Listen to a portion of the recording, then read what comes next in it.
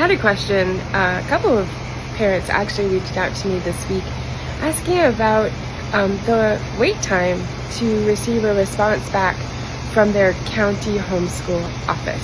When we send paperwork to the county homeschool office, sometimes they respond immediately and sometimes they don't respond at all.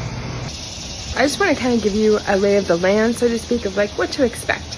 So when you send your letter of intent to your county, you are not required to receive a response. There is nothing in the statute that requires the county to respond to your email or letter of intent, however you sent it via mail or email.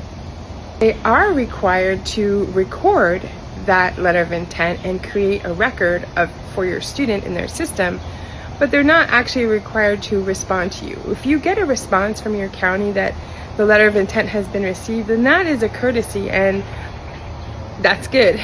But if you haven't, that's not necessarily something that you did wrong, but possibly something you might want to follow up with either by phone or by email again.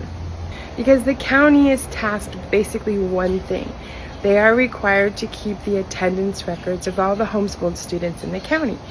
And that was added on top of whatever duties they already had for their office.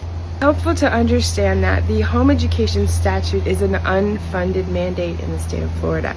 And that means that the counties did not get an extra bit of money from the state to manage all of the homeschool students in their county. It's not you, it's not something you did wrong, but if you really do want to hear back from them, then you have to sometimes be a little bit more proactive and reach out, because at the end of the day, when you are homeschooling, the onus is entirely upon the parent. The parent is supposed to know what the state statute says. That's state statute 1002.41. The parent is required to follow the steps delineated in the statute with all the different requirements, and there's really no hand-holding or spoon-feeding or babysitting happening at the county level. If anyone is reaching out to you from the county, usually it's to tell you that you're missing something, and that's, like an evaluation perhaps. If you get a letter saying, hey, this is your next step, that's them being nice.